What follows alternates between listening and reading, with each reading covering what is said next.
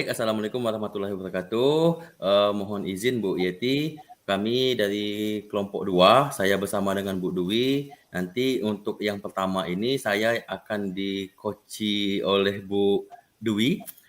Permasalahan di sini yang diangkat adalah masalah yang ingin saya sampaikan kepada Bu Dwi, yaitu masalah membagi waktu antara tugas mengajar, tugas pokok, kemudian tugas tambahan, dan juga ditambah lagi sekarang pendidikan guru penggerak. Jadi masalah itu yang ingin saya coba bicarakan atau ingin coba dicari solusinya bersama dengan Bu Dwi. Itu Ibu. Baik, saya mulai. Bismillahirrahmanirrahim. Assalamualaikum Pak Dedi, selamat malam. Waalaikumsalam warahmatullahi wabarakatuh. Selamat malam Bu. Ini bagaimana kabarnya Pak? Alhamdulillah dalam keadaan baik, sehat. Terima kasih loh Pak ya sudah meluangkan waktu pada kesempatan kali ini. Iya Bu. Baik Pak Dedi, kita ini di sesi coaching,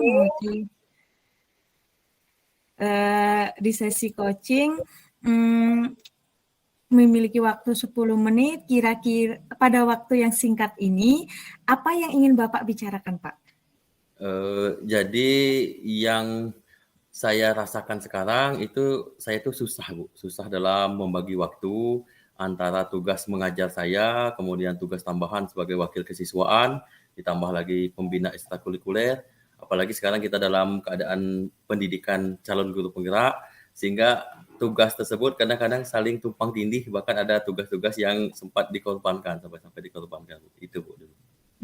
Baik, jadi Bapak sedang problem dilema gitu ya, bingung membagi waktu antara tugas mengajar, kemudian tugas tambahan Bapak sebagai wakil kesiswaan dan ada sebagai pembina ekstrakurikuler juga, ditambah lagi Bapak sekarang itu sedang melaksanakan pendidikan calon guru penggerak ya. Iya, betul. Bapak, karena ini percakapan singkat ya, Pak, apa yang ingin Bapak dapatkan di akhir percakapan kita ini, Pak? Jadi yang ingin saya dapatkan di percakapan kita ini, itu seluruh tugas yang sudah diamanatkan ke saya, yang sudah dibebankan ke saya itu kegiatannya berjalan tanpa ada yang dikorbankan dan saya dapat bekerja dengan profesional. Baik, jadi Bapak ingin seluruh kegiatan Bapak itu berjalan dengan lancar, kemudian dapat terlaksana dengan baik tanpa ada yang dikorbankan ya Pak ya?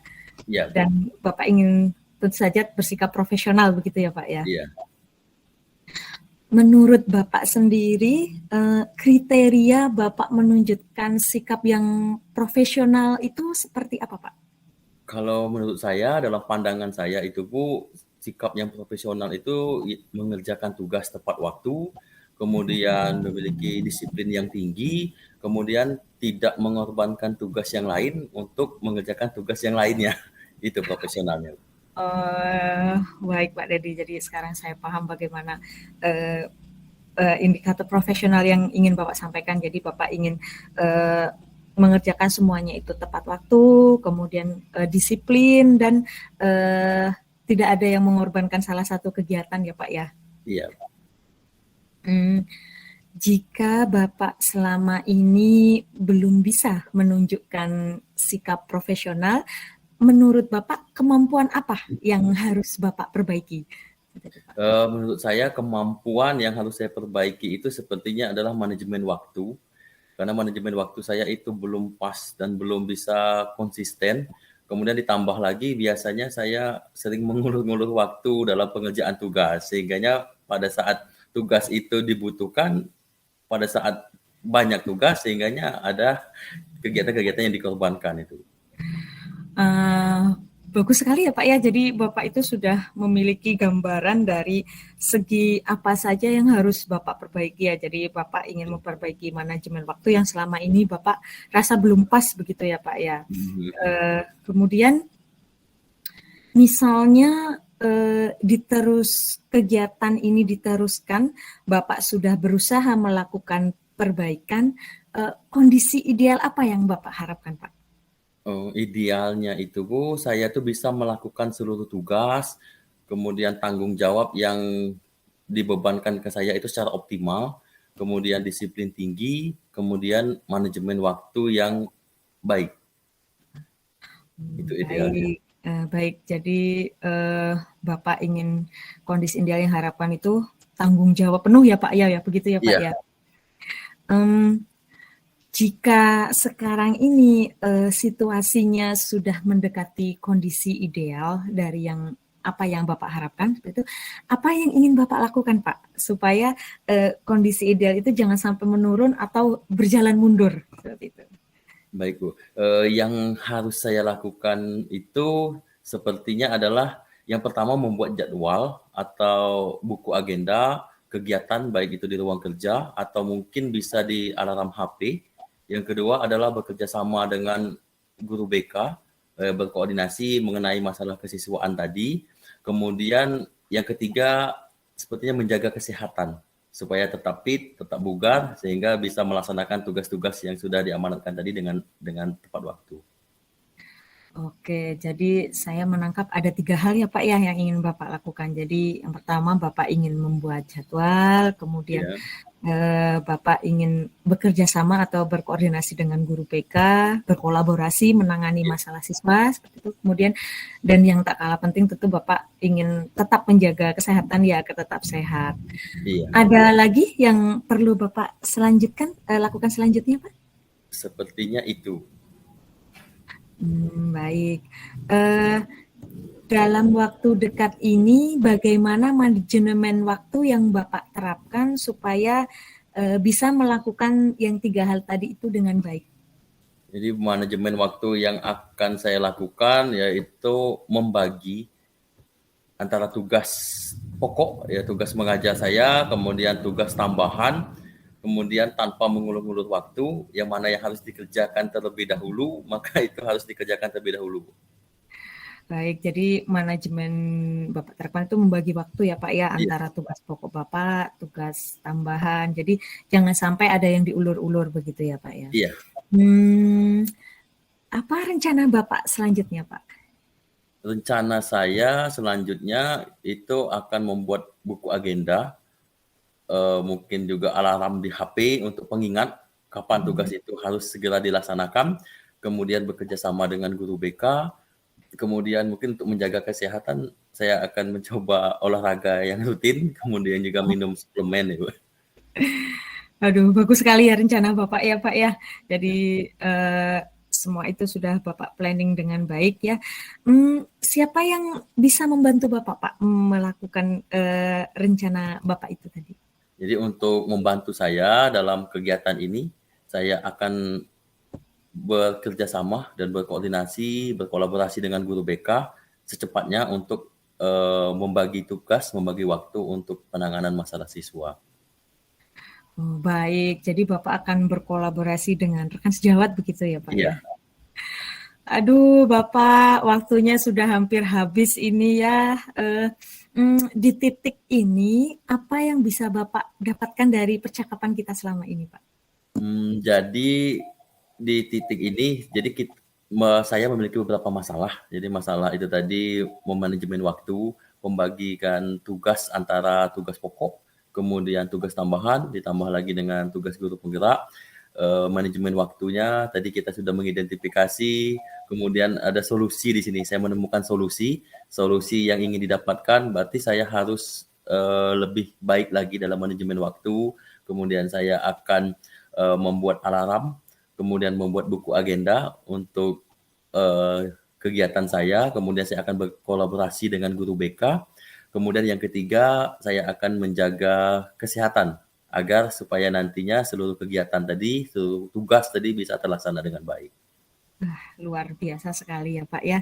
Jadi banyak sekali yang kita bisa dapatkan dari percakapan kita selamat ini. Kapan Bapak akan mengerjakan itu Pak? Secepatnya Bu, jadi secepatnya akan saya lakukan dalam minggu ini. Sepertinya saya akan bisa melaksanakan kegiatan itu sehingga di hari Senin minggu besok, minggu depan itu sudah terlaksana dengan baik tanpa ada hambatan lagi. Baik, jadi artinya Bapak akan mengerjakan secepatnya dalam minggu ini juga ya Pak ya, supaya Ya, minggu depan apa yang Bapak rencanakan tadi bisa berjalan dengan baik. Semoga semuanya berjalan lancar ya Pak ya. amin. Nanti seminggu lagi saya akan bertanya tentang hasil kegiatan Bapak. Iya, baik Bu, baik. Baik, terima kasih Bapak atas kesempatannya. Saya tutup. Assalamualaikum warahmatullahi wabarakatuh. Iya, sama-sama Bu Dwi. Wassalamualaikum warahmatullahi wabarakatuh. Eh,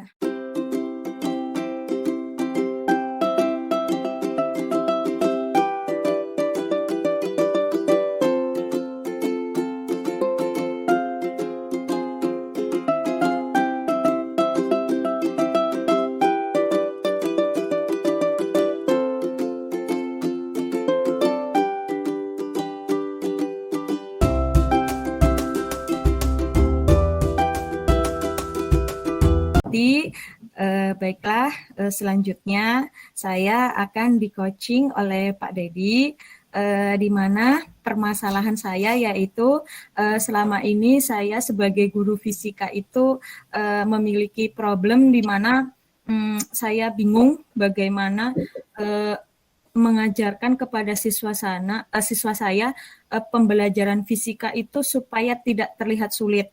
Karena faktanya saya mendapatkan siswa saya itu bosan, jenuh begitu dengan pembelajaran fisika yang saya ajarkan. Baik Bu Dwi, kita mulai ya coachingnya. Baik, Assalamualaikum warahmatullahi wabarakatuh. Waalaikumsalam warahmatullahi wabarakatuh. Selamat malam Bu Dwi, bagaimana kabarnya? Selamat malam Bapak, alhamdulillah kabar saya sehat. Baik, kita akan meng-coaching. Terima kasih Ibu Dwi sudah meluangkan waktunya untuk hari ini. Jadi coaching kita ini mungkin sebentar. Sebenarnya apa sih yang ingin Ibu bicarakan pada sesi ini?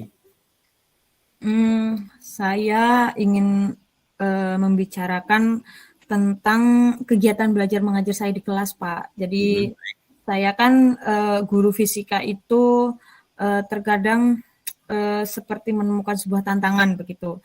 Jadi saya itu ingin mengajarkan bagaimana fisika itu tidak terlihat sulit begitu, karena saya mendapatkan fakta bahwa siswa saya itu bosen, jenuh kayak gitu.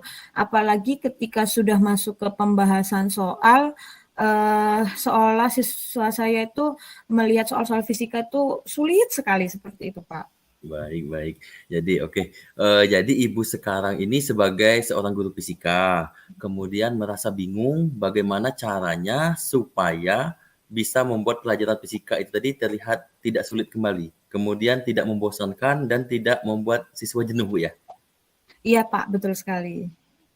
Karena ini percakapannya singkat, jadi apa yang ingin Ibu dapatkan di akhir percakapan ini nanti? Yang saya ingin dapatkan ya tentu saja saya ingin mendapatkan solusi begitu ya Pak ya. Jadi bagaimana pembelajaran fisika itu tidak terlihat sulit, membosankan, jenuh gitu seperti itu. Karena saya sadar betul terkadang ketika saya mengajarkan pembelajaran fisika itu kan saya harus membuktikan suatu konsep ya kepada siswa saya. Nah, tetapi ketika saya ingin membuktikan suatu konsep dengan siswa saya itu, saya mengalami kendala dengan keterbatasan waktu, Pak. Kemudian juga alat-alat lab, alat dan bahan yang di praktikum sekolah itu terbatas. Jadi saya sering menyampaikan pembelajaran fisika itu dengan metode ceramah. Jadi jarang sekali melakukan praktikum. Oke, jadi Ibu itu ingin supaya siswanya tidak bosan. Kemudian maka siswa Ibu harus melakukan praktik. Tetapi masalahnya Ibu mengalami kendala keterbatasan waktu, kemudian keterbatasan alat peraga yang dimiliki sekolah. Berarti sarana dan prasarananya juga masih kurang ya, Bu? Iya, betul sekali, Pak. Buat Ibu, kriteria siswa yang bosan itu seperti apa? Menunjukkan sikap yang seperti apa? Hmm, Siswa bosan itu Pak di kelas yang saya amati, siswa itu malah asik beraktivitas sendiri dengan eh, yang mereka lakukan itu tidak ada hubungannya sama sekali dengan pelajaran saya. Mhm, Jadi siswa saya itu tidak fokus, ya, tidak memperhatikan penjelasan dari saya, malas mencatat, kemudian mhm, asik ngobrol sendiri dengan kawannya, terus sering permisi keluar kelas, kadang permisi ke kamar mandi, terus kadang permisi ingin beli pena yang habis seperti itu, Pak. mhm. Jadi menurut Ibu kriteria siswa bosan itu tadi adalah siswa yang tidak fokus, kemudian tidak memperhatikan penjelasan, kemudian terkadang malas mencatat, asik ngobrol sendiri dengan teman ataupun kawan sebangkunya, kemudian keluar kelas dengan alasan ke kamar mandi atau pena yang habis. Iya, betul sekali, Pak. Jadi jika anak itu belum bisa fokus di kelas dan merasa bosan, apa yang membuat anak tersebut bisa fokus? Penyebabnya apa? Hmm, Penyebabnya apa, karena saya selama ini menyampaikan pembelajaran di kelas itu dengan metode ceramah. Jadi, Mhm, saya satu-satunya pusat pembelajaran. Yang dilakukan siswa itu ya hanya mencatat, mhm, duduk, mendengarkan. Jadi itu kali ya, Pak, ya, yang membuat siswa saya bosan ya, Pak, ya? mhm. Baik, Bu. Jadi kalau sekarang misalnya kejadian ini diteruskan terus-menerus, bagaimana menurut Ibu Dwi dengan motivasi siswa Ibu? Apakah akan meningkat atau akan menurun atau membuat fisika itu terlihat semakin mudah atau malah semakin sulit? Ya sepertinya kalau saya seperti ini terus ya pastinya motivasi siswa saya dalam belajar itu jelas menurun, Pak. Kemudian, mmm, ya jelas siswa saya merasa pelajaran fisika itu tambah sulit tambah Mhm. sulit, Pak. Jadi Ibu inginnya bagaimana supaya hal tersebut tidak terjadi? Idealnya bagaimana pembelajaran di kelas yang Ibu inginkan, kemudian sikap siswa itu seperti apa? Mmm, Idealnya itu saya ingin suasana pembelajaran di kelas itu bukan saya saja sebagai yang, menjadi pusat pembelajaran, tetapi siswa juga, sebagai pusat pembelajaran gitu, semacam, student centered learning gitu, Pak. Jadi, Mhm, mmm, saya itu ingin, membuat pelajaran fisika yang terlihat, abstrak itu menjadi konkret. Jadi, cara melakukannya itu ya saya ingin anak itu terlihat aktif melakukan sesuatu dan, mengerjakan sesuatu yang ada hubungannya dengan pelajaran fisika saya gitu, Pak, yang ada di kelas. baik, jadi Ibu itu inginnya siswa Ibu itu aktif, kemudian Ya, melakukan sesuatu atau mengerjakan sesuatu dengan pelajaran fisika di kelas Ibu? iya, Pak. Jadi saya ingin siswa saya itu aktif seperti itu. Mhm. Baik, kalau sekarang ini jika situasinya seperti itu, apa yang ingin Ibu berikan dengan siswa Ibu supaya siswa di kelas itu aktif, kemudian fokus dengan pelajaran Bu Dwi? Mmm, Apakah saya harus, memberikan semacam media alat peraga sederhana yang, bisa saya gunakan dari bahan-bahan seadanya yang ada di sekitar saya, ya Mhm, misalnya kardus, kemudian botol bekas air mineral, mhm, selang plastik, eee, kemudian tuh saya juga ingin memberikan semacam, LKS gitu Pak, lembar kerja kepada siswa, jadi, nanti siswa bisa mengerjakan itu di dalam kelompoknya gitu Pak. iya. Baik, jadi saya tangkap ada 2 yang ingin Ibu berikan kepada siswa tadi. Jadi Ibu ingin memberikan semacam media ataupun alat peraga sederhana kepada siswa di kelas, kemudian Ibu ingin memberikan lembar kerja kepada siswa yang akan membuat mereka bekerja dalam kelompoknya, kemudian sehingga tidak ada lagi siswa yang tidak aktif di kelasnya. Iya Pak, gitu. Baik, dalam waktu dekat ini kira-kira Ibu ingin mengajar materi apa? Dan media alat peraga sederhana seperti apa yang akan Ibu buat?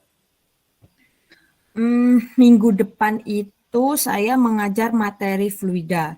Jadi alat peraga sederhana yang saya ingin buat itu saya ingin memakai botol bekas air mineral. Saya gunakan untuk praktikum di kelas sebagai alat penerapan hukum Pascal secara sederhana. Jadi nanti siswa itu langsung mempraktikkan penerapan hukum Pascal dalam kehidupan sehari-hari. Baik, kira-kira siapa yang bisa membantu Ibu membuat media alat peraga sederhana itu? Saya mungkin bisa meminta tolong bantuan ketua kelompok dari masing-masing kelompok yang ada, gitu Pak. Baik, jadi Ibu akan berkolaborasi dengan siswa Ibu untuk membuat alat peraga dengan bahan sederhana. Iya, iya, ya Pak. Waduh, waktunya sudah hampir habis ini, Bu. Di titik ini apa yang bisa Ibu dapatkan dari percakapan kita ini?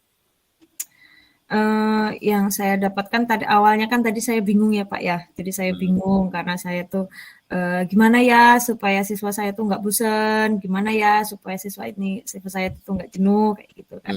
Kemudian saya terpikirkan ingin memberikan semacam alat peraga sederhana, jadi sehingga siswa saya itu ada aktivitas, tidak merasa bosan, dan siswa juga bisa melakukan pengamatan tentang penerapan hukum Pascal dalam kehidupan sehari-hari.